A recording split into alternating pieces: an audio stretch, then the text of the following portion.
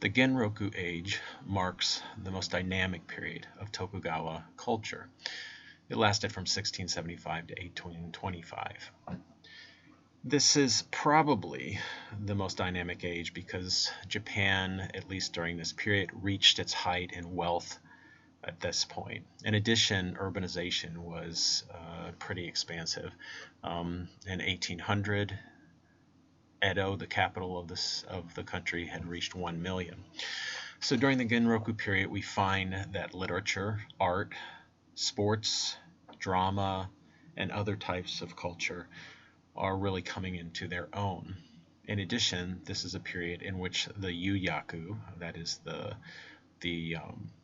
licensed quarters that could be found in Edo, Osaka, and Kyoto, were really at their peak as well.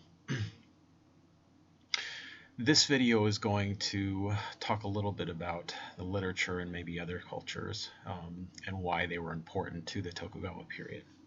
Now remember, ultimately we're trying to understand how culture fit in with the bigger issues of the time, the socio-political issues. So we're trying to connect it to those topics that we brought up earlier, namely that the Tokugawa government in the early 1700s, when it was establishing itself, was creating policies that were really fixated on the two keywords of stability and authority. And remember, that is the result of the fact that the Tokugawa period comes right after the Warring States period. So during the Tokugawa period, there are three forms of literature which are particularly important. There's fiction, particularly short stories, often funny short stories. There is drama, so writing for the puppet plays and the kabuki plays, and there is poetry. All of these did very well, and all of them are a reflection of another important thing that had been happening during the Tokugawa period, the rise of literacy. We also need to remember that they are also the result of a flowering of publications, of publishing. Woodblock prints had existed for a long time but had not been used that much. During the Tokugawa period, with the heavy urbanization, with the growth of the economy, more and more people became interested in learning how to read and in buying printed materials. Coupled with that were some improvements in printing technology, and the results were that printing became a big business. And consequently, for the first time ever, writers could be professional writers. And what I mean by that is that writers could actually make a living off of writing. Before this, of course, there were plenty of authors, there were plenty of writers, but the people that wrote were either the elites who were writing for their own purposes, or they were people that were particularly commissioned as government officials to write for the government, or they were religious figures, say maybe Buddhist monk or priest who wanted to write a tract. But in general, publishing wasn't a big thing, and people didn't make money off of it. There are many writers of fiction during the Tokugawa period who did well and who became famous. Two that we'll focus on here, or actually three that we'll focus on here, are Hiraga Gennai, Santo Kyoden, and Saikaku. Hiraga Gennai wrote Hohiron, which you had to read for class, and it gives you a little bit of a flavor of what this short story fiction was like. Typically a handful of pages, often around a funny subject, and usually, but not always, usually focused on urban areas, in particular Edo and Osaka. Now remember, we're trying to connect this up with socio-political conditions. And remember, once again, the government had reinforced the ideals of Confucianism and had this view that people needed to stay within their social classes and that there shouldn't be mixing. What we see from short story fiction is that that wasn't happening very well. Both in the stories tell us of people from different classes mixing together, but also in the people that produce it. Some of these writers are writing about commoners, but they're actually samurai, and some of these writers are commoners who are writing about tales that bring in samurai. So our authors here sort of show that um, social diversity. And for us, what that suggests is that despite what the government wanted, culture was reflecting something different. So as you will recall, Hiraga Gennai was from a samurai background, but he gave up service to his lord, to his daimyo, so that might partake in the commoner culture in the city.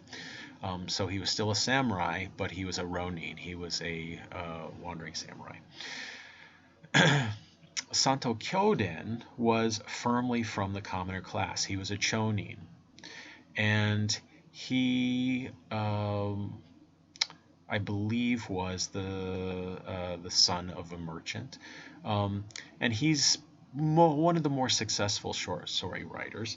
Um, One of his more famous pieces, it was called The Playboy of Edo, and it tells the story of a young man who is the son of a merchant who has plenty of money. That's another problem with looking at the social systems. Merchants were making, not all merchants, but a lot of merchants were making a good living. And that didn't fit well with the Confucian system that put merchants on the bottom, especially when by the Genroku period, by 1800, many samurai, not all samurai, but those who were at the bottom of the samurai rankings, were often struggling to make ends meet. Their stipends were not keeping up with inflation. So Santo Kyoden tells the story of a merchant's son who plays in the licensed quarters. And it's a funny story, but also sort of warns of people that get too involved in culture and think that all life is culture and their pursuit of beauty and pursuit of beautiful women. Saikaku is the most famous of all the writers of the period and the most successful. He was, by all accounts, the first fiction writer to come along in quite a long time, at least the first one of any significance, and he was the best-selling author of the time. He was from merchant background. Once again, he is a merchant. He's not really doing what merchants are supposed to do. Instead, he's left that behind to become a professional writer, which, as I just said, right, is an occupation which is new. His stories usually focus on commoners in the city, people that he could see outside of his door. He lived in Tokyo. He lived in Edo. His stories and other stories often focus on themes of love. They're often very, very sexual, both with heterosexual sex and homosexual sex, which we said in class was not necessarily frowned upon unless a homosexual relationship turned into something that resembled marriage. That was frowned upon. So he told the stories of often the floating world, the licensed quarters, the ukiyo. And in his stories, we see a great deal of social mixing. And often we see people falling in love with prostitutes, which they were not supposed to do. If we take this whole thing together, we notice these cracks in the Tokugawa system of control. We see that as well when we look at literature focused on drama. The most famous playwright of the period was named Chikamatsu. He initially wrote for puppets. We think of puppets as kids' stuff, but during the Tokugawa period, puppets were the highest form of plays. Kabuki would replace that by the end of the Tokugawa period, but when we're in the Genroku period, this middle stage of the Tokugawa era, we see both Kabuki and puppet plays doing well. Here, once again, we see social class problems. Chikamatsu was from the samurai class, but like Hiraga Gennai, who wrote Hohiro, Chikamatsu is more interested in what's happening in the cities and what's happening among the commoners. This, once again, is a problem in thinking about Tokugawa authority. Its own samurai being more interested in commoners than the samurai themselves is a problem. He's not interested in the high culture of the tale of Genji, which had been written in 1000 and told of court society. He's more interested in looking at the lowly classes, the people living in the ukiyo, the floating world, the soy sauce merchants. His two most famous plays, although he wrote many more, are Love Suicide at Sonezaki and The Tale of the 47 Ronin. Love Suicide, as Sonezaki tells the Romeo and Juliet story of two star-crossed lovers, two people who were in love but couldn't be together, a soy sauce seller and a prostitute. When they can't decide that there's no way for them to be together, they decide to kill themselves together. One, this is an indictment on the strict social system that the government was trying to enforce. In addition, with this story, we see the influence of Kabuki, because when he published this and when other authors wrote plays that involved love suicide, there would be a rash of love suicides across the city. This was upsetting to the government, of course, because it caused chaos and instability, and it was upsetting because it showed how a culture of the commoner class, even though it was written by a samurai, as Chikamatsu, but it's a culture of the commoner class, had so much influence over people, when it was really the samurai and their high values that should be a moral Confucian example for everybody. His other story, though, does get into the values of the samurai. The 47 Ronin story was based on an event that had happened in Edo. To make sure that he didn't get in trouble, he tried to get around the censors by placing it hundreds of years earlier and changing the names of what was happening. But the people that would go to the play would know that it referred to a more contemporary event that happened. In this story, a daimyo is tricked.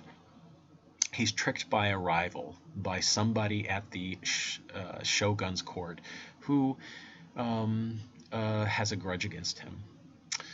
He's tricked to do something wrong when he visits the shogun. He's tricked into performing the wrong etiquette, and he's provoked so that he shows his anger and draws his sword in the presence of the shogun. This is a big no-no. And because he has broken etiquette in such an egregious way, he is ordered to commit seppuku, ritual suicide. He's an honorable samurai, even though he made a mistake, and because he's an honorable samurai, he kills himself. However, all his direct retainers, all of the direct samurai underneath him, take great offense at what has happened to their samurai. They don't blame the shogun. They blame the other person who got their daimyo into trouble. And they hatch a plot to eventually get back at him. It's a long plot, and it involves a lot of sort of not acting like samurai to get there. But in the end, the story that Chikamatsu is telling is one of samurai acting honorably and following their commitment to loyalty to their daimyo to the extreme. In some ways, it could, though, be seen as a criticism. It could be seen as a reflection of what daimyo or what samurai should be, but maybe what many commoners didn't think that they were. That samurai perhaps were not the honorable class that they were supposed to be, and that they should be more like the 47 Ronin, the 47 masterless samurai. As we talked about in class, the government had a great deal of tension with Kabuki. The government was very, very about control and authority. Kabuki undermined that stability. It initially did so because fights broke out at early Kabuki gatherings when women were performing and the men in the audience fell in love with them and fought over them. And then remember, as we talked about, the government tries to control that by saying only men. Kabuki responds by having young men who were beautiful dress up like women and perform the women roles. And the men in the audience fell back into their carousing, and too much money was spent going to Kabuki, at least in the eyes of the government, which felt like spending too much money would lead to the ruin of samurai houses and would cause instability once again. So the government outlaws young men from playing women's roles. So Kabuki once again responds and has older men play the roles, but dresses them up in such a way that they still bring out the love and admiration of the samurai that want to come and the other male men who want to come and see them. So the spending continues, and perhaps some of the violence continues as well. So the government says that, no, okay, these older men must shave their heads if they're going to perform this. So Kabuki responds by using colorful bandanas. Once again, the audience falls in line, and the government is unhappy. Kabuki continues on this. They make big headdresses, which continue the line of bringing in audiences. When the government tries to reduce the size of the kabuki theaters, the kabuki owners respond by saying, if you do this, you're going to have more instability because our businesses will go under, people will not have a place to go, and we will not be able to make a living. So the government relents. There's a tug of war that's going like this is going on forever. The government tries to censor kabuki. It says you can't talk about contemporary people or contemporary events. Kabuki responds, or the playwrights of kabuki respond by changing the names and setting the tales in past times. But the audience knows what's happening. In addition to this, kabuki strongly influences the Japanese people beyond what the government is comfortable with. The government wants the Confucian values of the government and its samurai to be the guiding posts for the people, but kabuki shows that it has a great deal of sway with the people. Something called iki, a fashion of the urban middle class, is presented in these kabuki, and everybody wants to be fashionable in the same way. In addition to that, businesses pay to have kabuki basically put product placement into the kabuki plays because the businesses know that people go to the kabuki and will respond to that. When a kabuki actor wears a particular kimono or a particular pattern on their clothing during a play, the next day people run out to buy these, and the merchants can sell out their goods. All of these things make the government unhappy. It's a threat to the economy in terms of frugality. People are overspending. It's a threat to stability in other ways, and kabuki seems to often undermine what the government wants. So here we see with literature so far, we see fictional writers of fiction who come from various classes and who are more interested in what happens among commoners in the cities than the samurai. And we see playwrights who are also in some ways undermining that authority and stability that the government is trying to set up. Our final version of literature is poetry. Poetry is more of a high-class literature than these other two. The most famous poet of the time, his name was Basho. He was from a samurai family, but here once again we see some undermining of the government's ideas. He came from a samurai family that was on the lower level. Samurai were all ranked. And what that meant was that his family did not receive a big stipend from the government. That meant that they needed to figure out ways of making ends meet. This happened for many on the lower end of the samurai class. They were in a bind because they were not supposed to act as farmers. They were not supposed to act as merchants. They were not supposed to act as artisans. All professions that could bring in an income. They were supposed to be samurai. But their samurai stipends were not paying them enough to live, or certainly not paying them enough to enjoy the pleasure quarters and the other entertainments in the city. This made them unhappy often, and it often led them to seek ways of making money outside what was acceptable. For Basho, poetry of course was something acceptable for the samurai. It was seen as a high art. However, he became a professional poet. He made money off this. He charged classes for people to come and learn from him. He even did correspondence classes where people sent letters to him and asked them about their poetry. He was hired to come to poetry parties to include his ideas.